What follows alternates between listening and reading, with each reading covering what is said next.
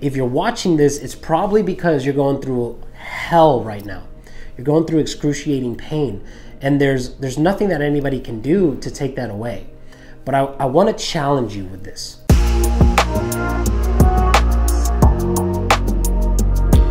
You guys sent me a question saying, how do you deal with the feeling of not being enough to fight for?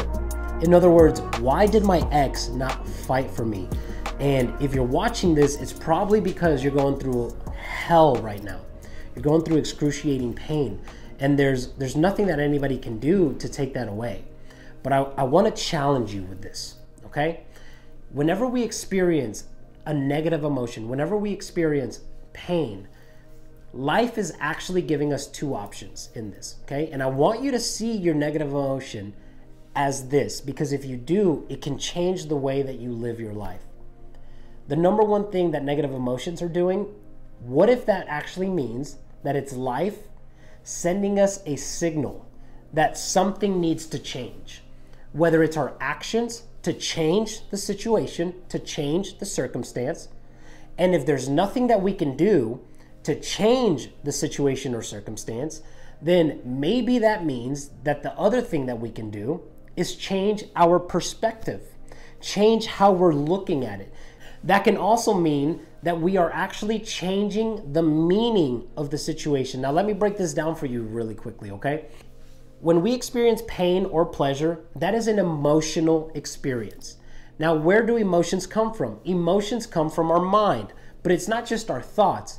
Emotions come from the meaning that we attach to an action, right? If you're seeing a woman, and she comes up to you and she tells you, like, baby, I love you. You mean the world to me. I would do anything for you. That is going to carry a lot of weight. And you're probably going to feel really, really good about yourself, because it means that the person that you love loves you and cares that deeply about you. But now let's just say that a random woman comes up to you and starts saying those exact same things. You'd probably be a little like, what is going on here? That's weird. It's the same thing. It's just a different meaning. It carries different weight. Now, let me tell you where the meaning stems from. Whenever we attach an identity to someone, that is what will change the meaning. So right now, more than likely what's happening is you are making this situation mean the fact that they did not fight for you. You are making it mean that you weren't enough to fight for, and you're also making it mean that you lost the love of your life, that you lost your person, that you lost your partner that was supposed to be there with you through everything. And therein lies the main issue. It's because you are attaching the identity of the right one, of the perfect partner to someone who is not choosing you. So I want to submit this to you, okay? Whenever you were a kid and you just dreamt, or maybe you weren't a kid, maybe you were a teenager, whatever. Whenever you just dreamt of that dream life, of having that family, right? Building that kingdom with your queen or with your king, right? Whenever you envisioned that, you envisioned probably someone that chose you, probably somebody that would fight for you. More than likely, you did not envision a person that would just run off with somebody else, or that would just forget about you like that. So that means that if you didn't envision that, then this person simply is not the right person. Now, I know that might be hard to accept right now where you're at right now, but I want you to be open to the idea, to exploring that. What if this means that that was not the right person? Maybe it doesn't mean that you're not good enough. And maybe it doesn't mean that you lost the love of your life and the person that's supposed to be with you forever. But what if it just simply means that now you have the ability to find the person that will always choose you? Now you have the ability to find the person that will fight for you the way that you so desperately are fighting for this relationship to work out. If you change the meaning, you'll change the feeling that you're experiencing. And this is the only thing that you can do right now.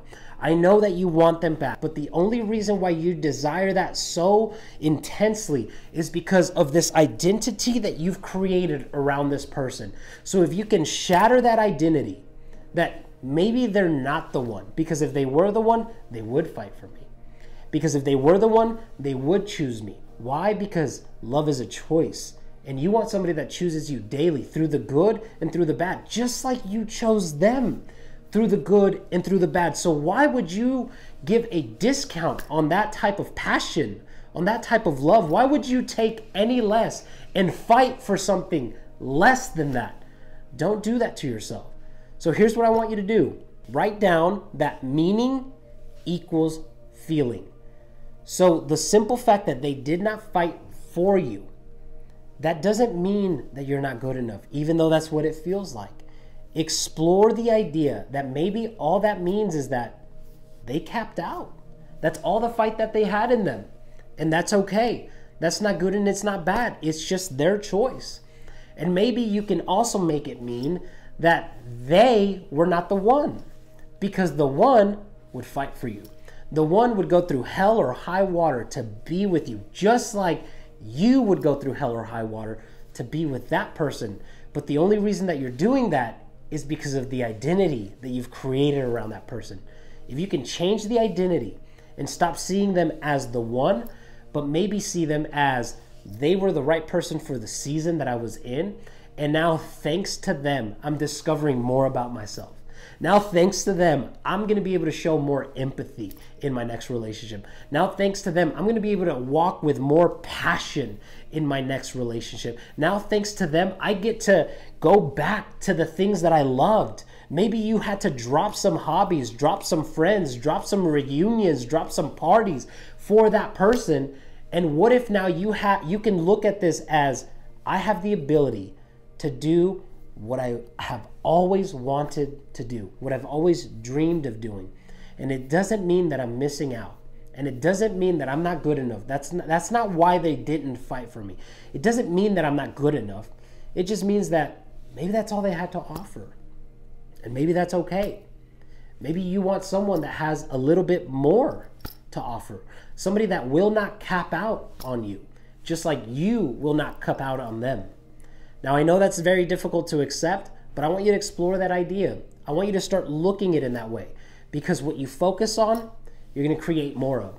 So if you just keep focusing on the fact that they didn't fight for you means that you were not enough, guess what?